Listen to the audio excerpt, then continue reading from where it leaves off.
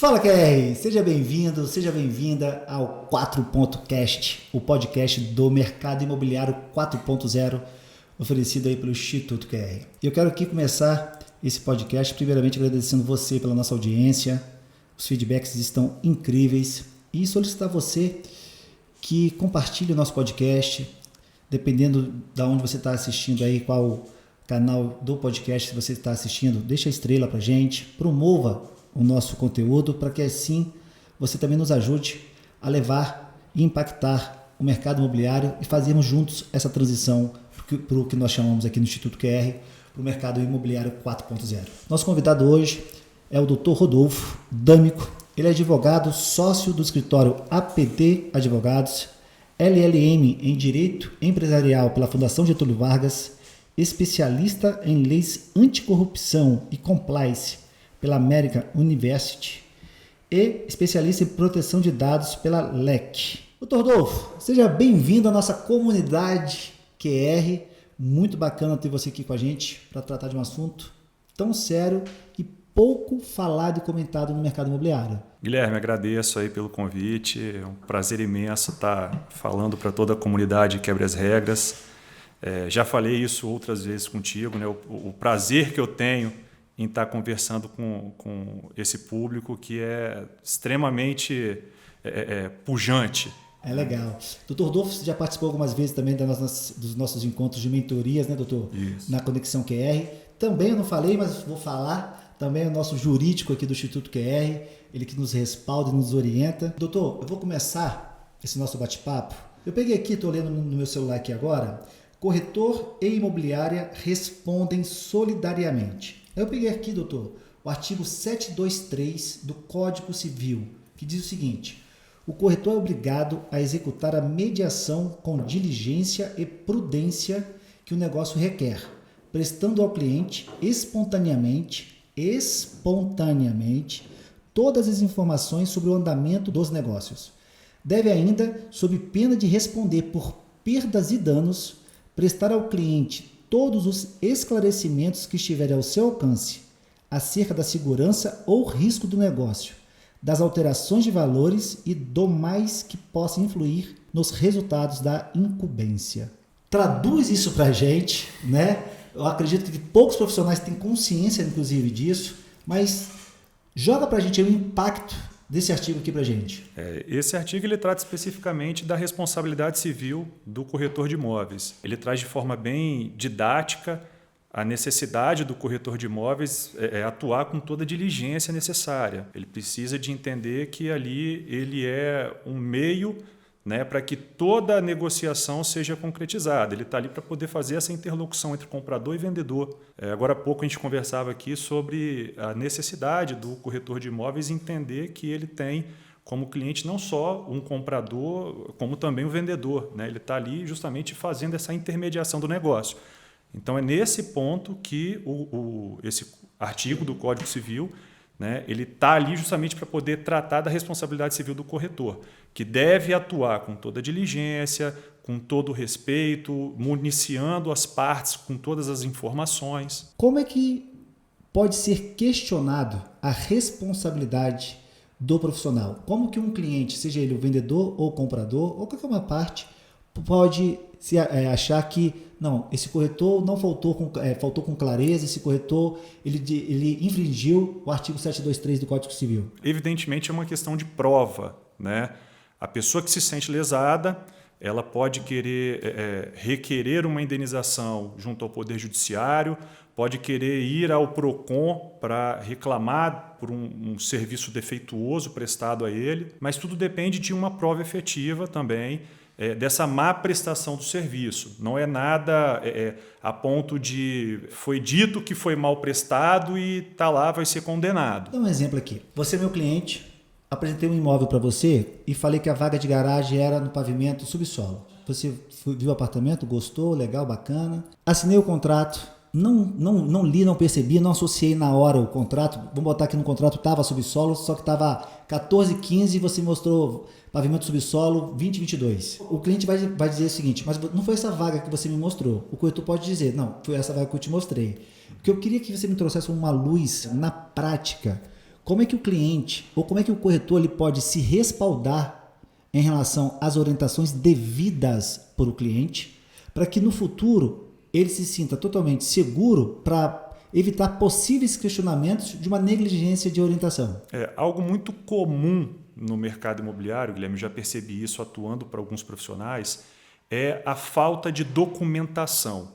Muitas das vezes o corretor ele não preenche uma ficha de visita, ele não assina um contrato de intermediação. Então isso é muito importante, você ter esse documento, você ter essa prova, né, de que você recebeu a visita daquela pessoa, você apresentou aquele imóvel determinado para aquela pessoa, aquela vaga, sabe? Tem que ter isso tudo muito documentado, muito objetivo ali, sabe? Com a assinatura da pessoa que visitou. Isso não é só para resguardar o corretor a ponto de se algum dia ele for processado. Isso daí também advoga a favor do corretor, eventualmente, naquela famosa atravessada de venda. Perfeito. Que ali ele tem a documentação de que ele apresentou o imóvel para aquela pessoa, e aí é engraçado que a gente já começa a entrar em outro assunto, mas está protegendo o corretor de imóveis. Você apresentou o imóvel para a pessoa, está ali a comprovação, e eventualmente a pessoa vai lá e compra diretamente com o vendedor, algo comum se acontecer. Mas só que qual que é a essência do trabalho do corretor? É a aproximação das partes. Temos inclusive decisões hoje que tratam do assunto no sentido de que, independentemente do negócio ter sido concretizado ou não, se foi prestado o serviço de aproximação das partes, coloquei comprador e vendedor para conversar e os dois lá na frente não chegaram num resultado esperado, enfim, por qualquer outra circunstância alheia ao corretor, seria devida à corretagem. Imagina agora que você está na frente do seu cliente, ele está fazendo a apresentação de um imóvel, conforme o Dr. Rodolfo falou e nos orientou, e você peça ao cliente para fazer uma assinatura de um documento validando que você apresentou essa vaga, que você mostrou esse apartamento, que ele questione. Agora imagine que você fale com o cliente o seguinte: olha, estou lhe pedindo isso, Dr. Rodolfo, ou João ou Maria, para nos resguardar. Eu sou um profissional que sigo uma metodologia da imobiliária X ou Y, ou um profissional autônomo, e segundo o artigo 723 do Código Civil, eu tenho responsabilidades que eu preciso deixar claro que eu lhe passei. Então esse documento é uma forma de resguardar você e também, consequentemente, a mim no quesito de ter cumprido com a minha obrigação enquanto profissional corretor de imóveis. Né? Então, tudo como você fala, o que falta muitas vezes, você falou que falta documentação, e aí eu vou trazer um pouco aqui o próprio Instituto QR e levar essa luz para o mercado, para a sociedade, seja de uma forma direta ou indireta, é o que nos move. Então, essa forma de orientar, de direcionar, de se posicionar é o que vai fazer a diferença.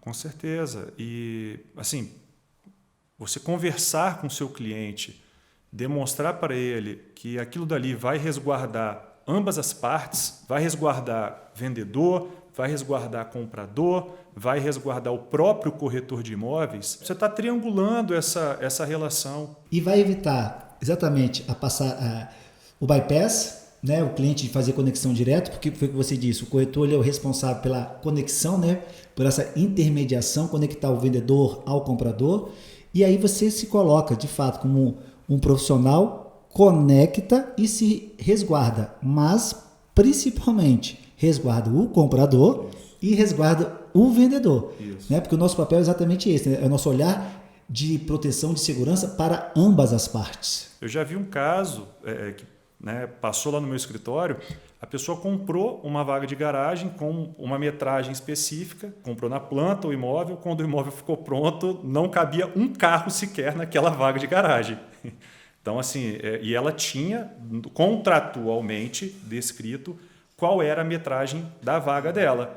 Isso daí foi o necessário para que ela se socorresse perante o judiciário, para que fosse devidamente reparado aquele dano que foi causado a ela. Entendeu? Nós temos sempre imaginado, doutor, a possibilidade de ter problema. Sim. Então, todo esse levantamento de documentação é para te resguardar numa possível execução extrajudicial ou judicial que você cumpriu com as obrigações inerentes à sua profissão, já que o próprio artigo do Código Civil já fala da nossa obrigação, mas independente disso, da sua obrigação também enquanto profissional. Guilherme, não seria uma mania de perseguição, né, a ponto de que tudo que eu tenho que fazer, eu tenho que fazer porque alguém vai me processar. Não, isso é profissionalismo. Perfeito. Eu acho que esse é o principal ponto, é você acessar um next level. Você está indo para um outro patamar, um patamar onde dentro do seu empreendimento não sai nada fora da curva. Não sai nada fora do que tem que ser feito legalmente. Tudo dentro das 4 linhas, eu sempre falo isso. E um mercado altamente competitivo, quem se posiciona dessa forma vai ter uma atração e uma diferenciação muito grande e torna-se de fato único. O profissional corretor de imóveis, a gente estava falando sobre isso, que você foi atender uma cliente e que ela tinha comprado um imóvel e na conversa ela estava sentindo por algum motivo que as informações não estavam claras, enfim. E aí o corretor que fez essa venda, ele estava se posicionando ao lado de quem estava vendendo o imóvel, né? E aí você trouxe uma informação que eu vou deixar você falar, até para quem nos ouve entenda de fato como se relacionar com as pessoas e com os clientes que eles têm nessa negociação. Foi uma situação bem curiosa, né? Aconteceu inclusive ontem, né? Eu estava com a minha cliente conversando na imobiliária e eu percebi que a corretora ela se posicionava de uma forma totalmente a favor da vendedora. E aí foi um ponto que imediatamente eu parei a conversa e perguntei, olha só, quem aqui é sua cliente? Aí ela não esperava que eu fosse perguntar aquilo, né? Na mesma hora ela ficou meio impactada assim. Eu falei, porque olha só, você não tem como cliente a vendedora só não. Você tem como cliente também a compradora. Quem foi que te procurou para adquirir esse imóvel? Ou você bateu na porta da compradora e descobriu que ela queria comprar esse imóvel? Não, ela foi atraída pelo seu serviço, né? Obviamente que você tinha na sua carteira o produto que ela queria adquirir, mas toda a conversa foi feita através do seu serviço, né? Aí ela, não, realmente, eu tenho 2 clientes aqui, né, e tal. Então, assim, a partir do momento que eu trouxe esse assunto à tona, ela percebeu que ela realmente tinha que ser uma fomentadora do diálogo entre as 2 partes. Perfeito. Sugiro que você que nos ouça, leia esse artigo. É uma excelente, vou utilizar, abre aspas, ferramenta, fecha aspas, para você mostrar valor no seu atendimento, se posicionar e principalmente se resguardar de qualquer possível demanda judicial ou extrajudicial. E lembre-se sempre de uma coisa, o teu cliente que compra ou que aluga imóvel de você hoje, ou que não compra ou que não aluga, ele conhece pessoas que podem comprar ou que podem alugar. Então, você ter essa visão de longo prazo é o que fará de você, de fato, um profissional 4.0. E por falar em 4.0, vamos trazer para o bate-papo nosso aqui agora uma das coisas que estão muito em evidência, mas que o mercado imobiliário em si ainda não, na minha percepção, ainda não se conectou ou não teve ponto de atenção em relação a isso, que é a Lei Geral de Proteção de Dados. Conta um pouquinho para a gente sobre a Lei de Proteção de Dados, quais são os impactos e os riscos e como que a gente pode nos preparar para essa lei. A LGPD, né, a Lei Geral de Proteção de Dados, ela entrou em vigência no ano passado, né, em meio a toda essa confusão de pandemia. É uma lei de 2018, só que justamente durante a pandemia eles postergaram, né, a questão das sanções, as multas da LGPD, essas multas foram postergadas, a vigência delas, para agosto desse ano, né, agosto de 2021. Então, não sei se é justamente por conta dessa postergação, né, mania do brasileiro, né, de imaginar que já que não tem multa imposta pela LGPD, eu não preciso de me adequar nesse primeiro momento. Só que o brasileiro esquece que a LGPD ela está em vigência. Pode muito bem um Ministério Público, pode muito bem um conselho de classe ou um PROCON, né, bater na minha porta e constatar que eu não estou seguindo a LGPD e, na devida competência deles, me aplicar uma sanção com base na legislação própria deles. O brasileiro ele ainda não se atentou para isso, né? Já tivemos casos de ajuizamento de ação por parte do Ministério Público para impedir a atividade empresarial, porque exercia um compartilhamento indevido de dados. Para quem nos ouve de uma forma simples, O que seria a Lei Geral de Proteção de Dados? O que podia ser feito antes e que não pode mais fazer agora? A LGPD ela vem justamente para poder proteger os dados pessoais do usuário. Tá. Né? De forma que esses dados eles não podem ser compartilhados se não tiver a anuência do usuário. Nós vivíamos um momento de compartilhamento desregrado, justamente vem nesse momento para poder evitar esse compartilhamento. Nós tivemos um exemplo, por exemplo, que aconteceu com o Facebook, o caso da Cambridge Analytica, que envolveu toda aquela questão da eleição americana, onde foram compartilhados dados dos usuários que influíram diretamente nas eleições americanas.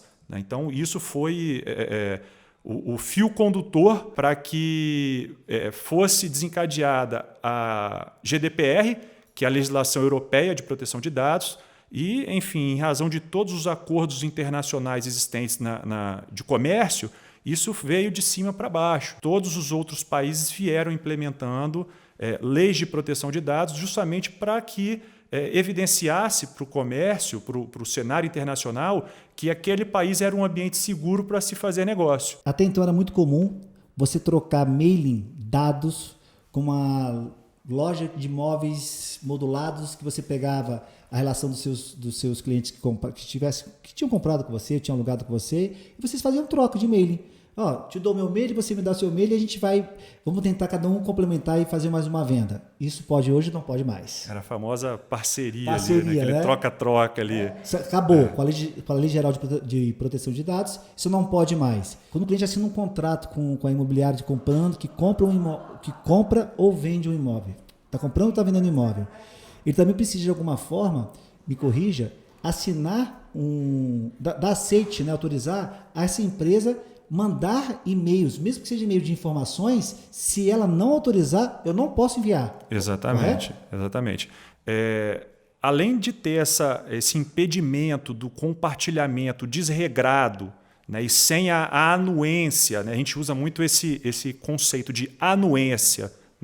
Se não tiver a anuência do titular do dado, além de você não poder compartilhar de forma desregrada esse dado dele, você não pode incomodar esse usuário, esse titular do dado, de forma exagerada. Tem que ficar bem claro, por exemplo, num contrato, se ele concorda ou não com o compartilhamento do dado dele para fins de recebimento de proposta ou de outros serviços conexos àquilo que ele está consumindo. Ou seja, se você não tiver a anuência pela lei, você não pode se relacionar por nenhum tipo de canal de mídia que não seja autorizado pela pessoa. O primeiro ponto que a gente sempre fala é revise todos os seus documentos legais. Revise toda a porta de entrada dos seus dados. Isso é o primeiro passo. É o início de uma estruturação de proteção para dentro da LGPD. Então, por exemplo, entra dado pelo site, entra dado na assinatura de contrato, na ficha de visita, numa proposta. Está entrando dado para dentro do meu sistema. Se eu pegar um imóvel para vender, agencia um imóvel, vamos botar aí para o mercado secundário, imóveis prontos, agencia um imóvel, a vendedora ou vendedor me autoriza a vender o imóvel. Eu não posso enviar um e-mail para eles, nem dando satisfação para eles, se no meu documento não tiver a anuência deles autorizando o envio do meu e-mail para eles? Aí tem uma grande questão, Guilherme, que essa utilização do dado para o fim pelo qual eu estou sendo contratado ou estou sendo demandado. Nessa situação onde ele me procura querendo consumir o meu serviço e eu simplesmente respondo àquela provocação, aí está justificado o devido fim, uma finalidade pela qual ele me contatou e eu estou respondendo. Não, mas no meu caso é o seguinte, eu fui até você, bati na sua porta, toque, falei que era o corretor de imóveis da empresa X, o autônomo, e agenciei o seu imóvel, peguei o seu imóvel para vender. Ok? Via de regra, infelizmente, deveria-se pegar um documento assinado pelo vendedor, mesmo que sem exclusividade, onde ele autoriza você a intermediar esse imóvel dele. Até para você anunciar nos portais, no seu próprio site, você deveria ter um documento onde ele autoriza. Mas vamos partir do pressuposto que eu tenho ou que eu não tenho. Porque os dois casos cabem para a minha pergunta. O meu questionamento é o seguinte: você autorizou vender seu apartamento, ok? Ou alugar. Fui embora, estou anunciando, fazendo alguma coisa. Tá? Beleza. Eu quero te mandar um e-mail agora, onde eu vou te informar. Você não me mandou e-mail nenhum, tá? Eu só quero te informar. Doutor Rodolfo, você deixou o apartamento à venda com a gente aqui no dia tal, estou te mandando um relatório que essa semana nós tivemos 5 visitas, o cliente... Então é uma satisfação. Eu preciso da sua autorização para ver esse e-mail? Para essa situação, não. Não precisa. Não, porque está justificada a devida finalidade do serviço que você me demandou. Ok. Né? Eu estou simplesmente te passando um reporte daquilo que você já me autorizou mas eu não tenho, implicitamente. Mas eu não tenho anuência escrita, não tem problema. Não. Nessa situação não tem problema. Por quê? Você está prestando um serviço para a pessoa e você apenas está comunicando essa pessoa do desencadear desse serviço. Ok, né? Entendi. Então essa relação pode seguir normal, não teria problema nenhum. Pode seguir. Mesmo se eu não tiver uma autorização de venda, não tem problema. Não, aí se tem, aí por isso, né, a necessidade dos documentos. Ok. Né, para você se calçar, inclusive, quanto a isso. Entendi. Se não tiver problema nenhum, problema não terá. Mas em qualquer momento, em cima de algum questionamento nessa intermediação, alguma das partes pode buscar, como é que eu vou dizer, uma falha no sistema, pode buscar algum desvio, alguma coisa em não conformidade, né? Alguma coisa em não conformidade, para se respaldar ou para se posicionar de uma falta de informação ou de uma informação que não foi da forma, que não ficou claro para ele, ele não entendeu desse jeito. Então, assim, é importante que você busque se respaldar e se legitimar cada vez mais como um profissional, como a gente disse no início, até para você ficar mais tranquilo também, né, doutor? É a famosa ponta solta. Isso aí, né? Ponta solta. Isso aí. Legal. É a famosa ponta solta. Por quê? Em razão de algo que é ínfimo diante de todo o contexto, a pessoa pode querer utilizar esse ponto para querer justificar uma outra atitude dela. Por exemplo, comprei o imóvel, me enrolei para pagar, mas vou pegar aquela pontinha solta ali, vou levantar isso e vou querer utilizar isso como o motivo principal para cancelamento do meu contrato. Não o corretor ou imobiliária.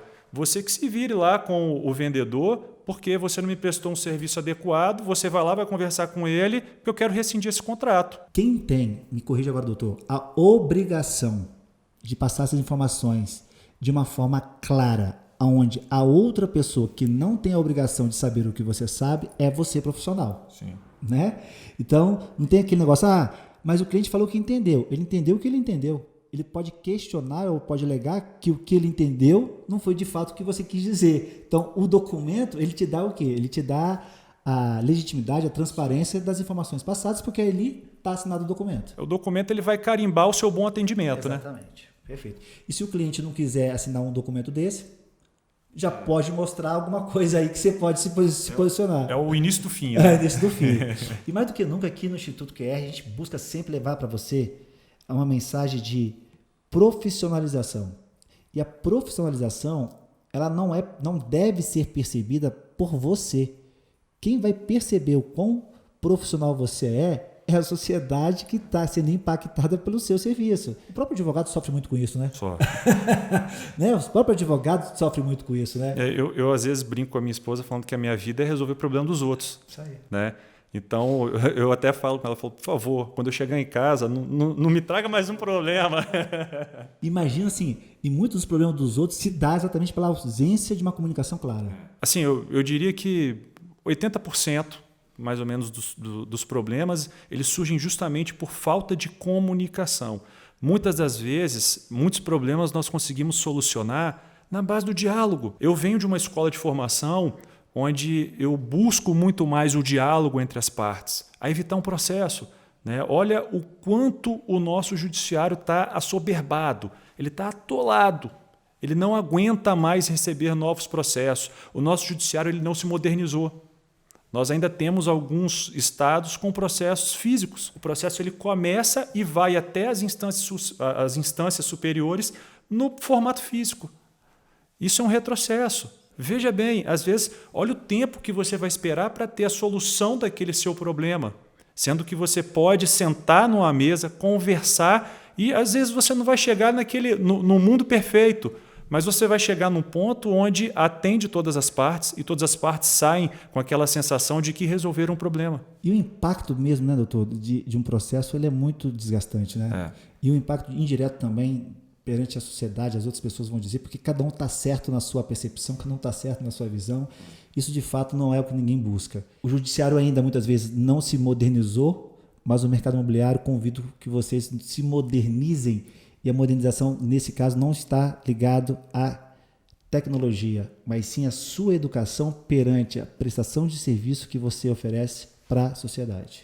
É bacana porque assim, eu, como advogado, me inspiro bastante, né, no Guilherme e inclusive no Instituto. O próprio Guilherme mudou bastante a minha forma de ver e de atender um cliente. Isso eu já comentei contigo algumas vezes. E assim, é muito importante para nós nos colocarmos no lugar da outra pessoa. Ter um lado um pouco mais humano, entender melhor essa situação. Esse é um dos pilares, né, do Instituto, né, do movimento Quebre as Regras. Eu, como advogado, também tento fazer isso com os meus clientes. Legal, doutor. E é o que a gente chama aqui de entender para atender e não atender para vender. O mercado 1.0 atende e vende, e o 4.0 busca entender para atender. Você sabe que um dos maiores temores do profissional do mercado imobiliário, das empresas, é quando o cliente fala que vai chamar o advogado.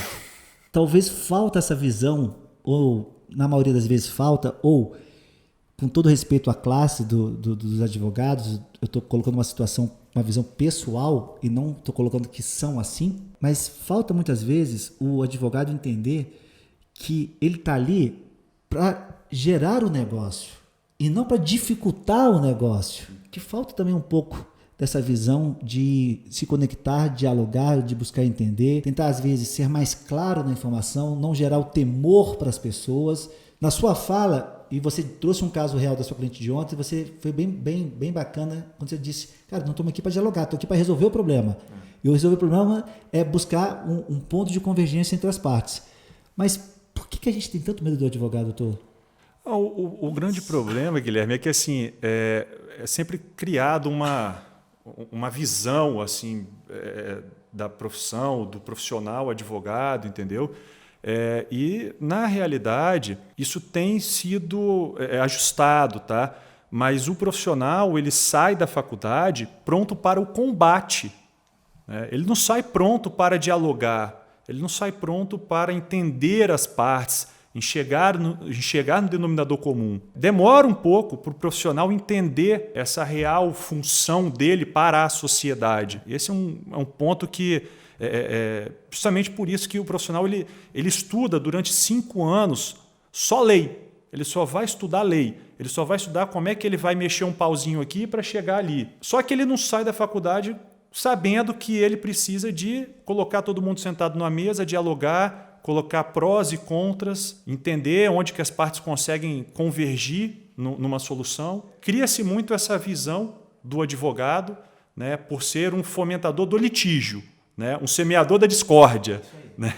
Só que, na verdade, eu, inclusive, como profissional, sempre me posiciono como um fomentador de solução do problema do meu cliente. Eu estou ali para solucionar o problema dele.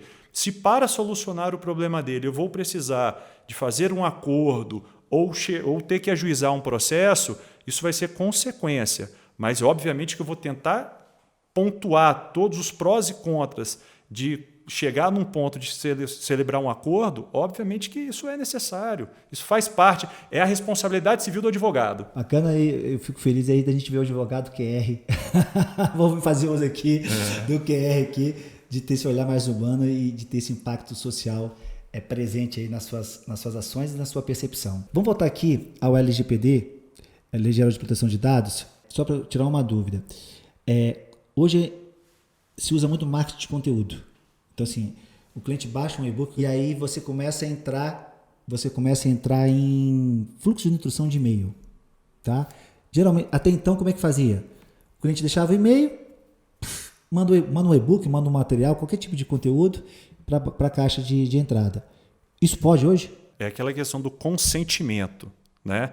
Se o cliente vai baixar aquele material, obviamente que ele, na maioria das vezes, o que eu estou interessado é no dado daquele cliente. Se ele vai baixar e ele vai colocar o dado dele ali, eu preciso de ter o consentimento dele para que depois eu possa encaminhar um outro material ou uma informação publicitária para ele. Porque às vezes você está no site assim, concordo com os termos de uso.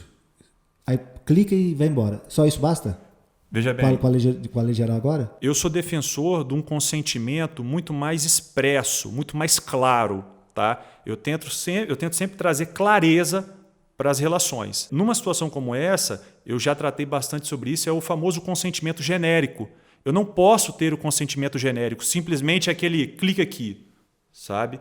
Eu tenho que explicar para o titular do dado como que eu posso utilizar aquele dado dele depois.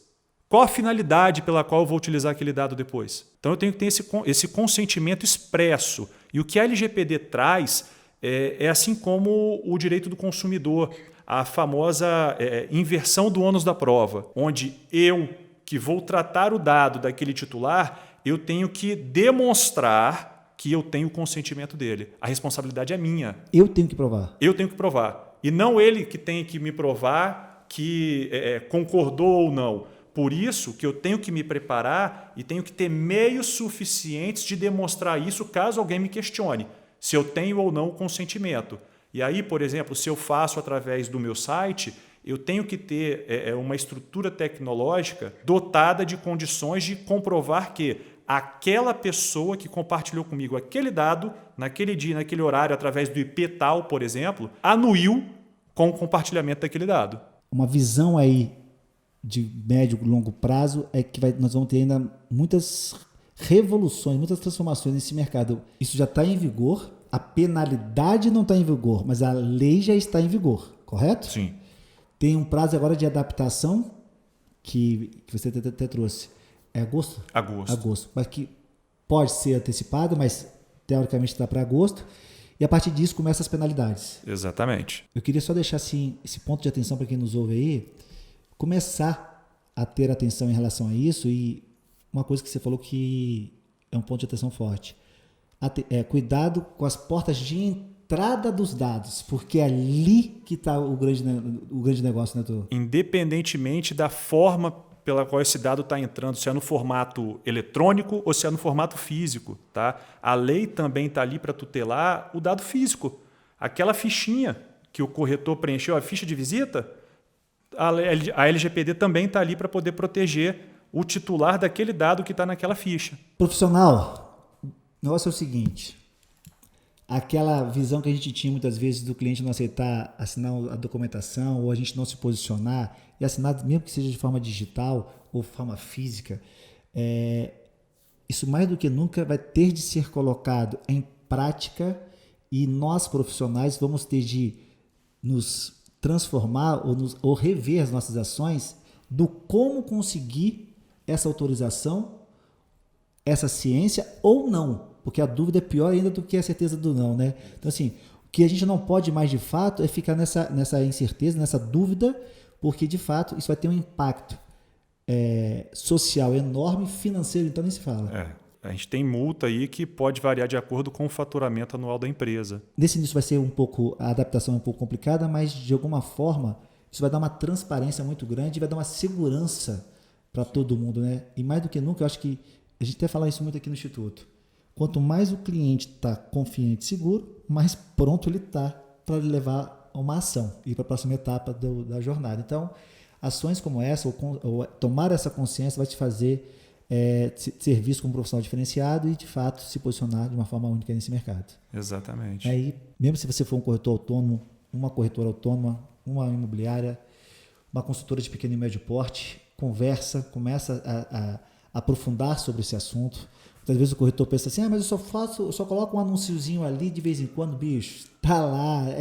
A lei ela não tem tamanho ou quantidade, né?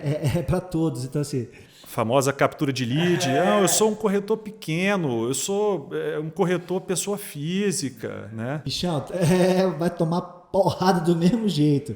E mais do que nunca, um corretor autônomo, pessoa física ou não deixa de ser um empresário, não deixa de ser um empreendedor, não deixa de ter sua responsabilidade sobre a intermediação. E tem uma questão que é bem engraçada. As grandes plataformas, né, igual o Google, o Facebook, eles estão fazendo o seguinte, a responsabilidade por ter uma aderência LGPD em toda essa jornada é de quem está utilizando o sistema deles. Obviamente que eles possuem os mecanismos de LGPD deles, né? Só que você que está capturando aquele lead ali através de uma publicação patrocinada, você é o principal responsável por ter uma adequação LGPD. Porque as pessoas elas têm mania de não efetuar a leitura das alterações dos termos e condições de uso, né, dessas grandes corporações. Simplesmente vai lá e aceita. Sim. Só que se você parar para ler essas mudanças recentes, isso está lá. Né? Isso está lá. Você tem que se adequar. E do acesso do WhatsApp? Também está envolvido nisso. Sim. Então, assim, mandar uma mensagem do WhatsApp para quem não te passou o contato direto, não pode. Acho que eu já te contei, né, um caso desse que eu fui incomodado por uma pessoa. Eu não tava querendo comprar aquele carro, nunca tinha feito uma visita naquela concessionária e uma vendedora daquela concessionária me ligou falando: senhor Rodolfo, o senhor preencheu um cadastro aqui? Eu falei: Nananina, não. Eu não preenchi nenhum cadastro, não quero trocar de carro, estou muito satisfeito com o meu carro, é de outra montadora, por favor, retire o meu nome dos seus dados. Ou seja, uma prática muito usual e comum no mercado imobiliário, que a gente mandar o WhatsApp para pessoas que nós não conhecemos, não pode mais. Não pode. A famosa compra de lista também, né? Isso vai mudar bastante o mercado. Vai. Vamos botar que eu vou mandar mensagem para o Leandro, nosso responsável aqui de produção do podcast, e eu peguei o contato do Leandro com você. Só que ele não sabe que eu peguei com você. Eu não tenho autorização dele. Eu posso enviar a mensagem? Não. Mesmo você me passando? passando? Tem que ter a autorização dele, não, né? Assim, Dr. Rodolfo, meu amigo Guilherme Machado, Dr. Rodolfo é amigo do Guilherme Machado, falou: Guilherme, manda uma mensagem para o Leandro que ele está interessado em entrar na conexão QR, por exemplo. Aí tudo depende da forma como você vai abordar a pessoa. Né? Você vai falar: olha, o Leandro, o Rodolfo falou comigo que você está interessado. Eu estou ligando para saber se realmente procede essa informação. Se proceder, eu estou aqui à disposição. A abordagem ela é fundamental. Não fazer a abordagem como se eu tivesse preenchido uma ficha e que meus dados estavam em poder dele porque eu autorizei. Eu não autorizei nada. Ou que você é um cliente especial e por isso foi escolhido para ter um contato nosso.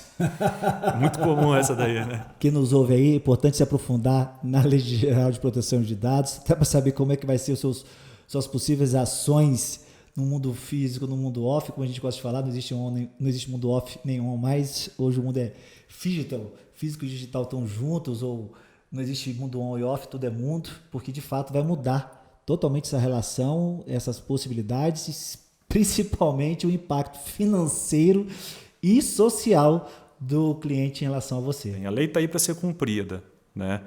E às vezes eu até falo brincando, a Constituição fala que ninguém pode se desincumbir das obrigações contidas numa lei. Está ali, é uma lei e eu preciso cumprir. Eu não posso alegar desconhecimento dessa lei. Né? Então, sim, eu preciso de me adequar, não só pelo fato de existir uma lei, mas também para mostrar para o meu cliente, né, para o meu parceiro, para o meu fornecedor, que eu estou aqui pensando em fazer algo a mais. Estou pensando em me adequar, em representar segurança para as nossas relações. E só para deixar claro para quem nos ouve, muitas vezes o cliente não querendo assinar, doutor Rodolfo, um documento, ou às vezes você não está com um documento ali para aprovação ou para ciência, nós podemos utilizar WhatsApp, e-mail, alguma outra forma para dar essa ciência, para dar esse documento para a gente. A justiça aceita? Nós ficamos assim respaldados em relação a isso? Sim. Guilherme, o grande fator aí é que eu tenha condições de comprovar a minha alegação por qualquer meio admitido como prova, que seja uma prova lícita. Por exemplo, uma gravação. Né? Eu posso utilizar uma gravação como uma prova? Posso, desde que eu seja um dos interlocutores dessa gravação. Eu estava participando dessa conversa. Posso utilizar um print de WhatsApp? Posso, desde que eu tenha condições de comprovar que aquele print foi tirado do meu celular e que a conversa está ainda ali. Vou trocar de celular. Então eu vou até um cartório, registro uma ata notarial onde existe a fé pública do cartorário para certificar que naquele meu telefone tinha aquela mensagem. Então quer dizer que se eu apagar a mensagem já não vale mais? Ela não vale mais, exceto se registrar no cartório. Fiz a ata notarial em cartório. Não sabia disso não. O print por si só, ele não serve como Entendi. prova. Eu preciso de comprova. Porque hoje a coisa mais fácil é você fazer conversa fake de WhatsApp. A gente vê eleição sendo decidida por conta de fake news, né? Então hoje é algo super normal, é ilícito, mas nesse tipo de jogo as pessoas acabam fazendo de tudo. É tanto pessoa física para pessoa jurídica para pessoa física, é para a sociedade. É para a sociedade. A lei está aí para poder coibir o compartilhamento de dados desregrado, né? Esses dias eu entrei num site que divulgaram para saber se os meus dados haviam sido vazados. E, curiosamente, os meus dados haviam sido vazados. Apareceu lá que os meus dados haviam sido vazados. Não consegui identificar de onde que vazou. Mas, curiosamente, existe um sistema de acesso, como se fosse um acesso cidadão, que eu fui tentar logar por esse sistema esses dias e o Google falou que aquela minha senha estava comprometida por vazamento. Pode ser que o vazamento dos meus dados tenha sido por conta de uma fragilidade de algum sistema governamental. E aí quem responsabiliza? O governo tem que responder. Porque a partir do momento que eu tenho posse dos seus dados, é minha responsabilidade guardar esses dados, né? Sim. Se você não tem capacidade de guardar, então não pega os dados. Exatamente. Aí tem a questão de quem trata os dados e de quem armazena, né? Tem toda essa diferenciação também. E a responsabilidade é dos dois. É como se fosse uma cadeia.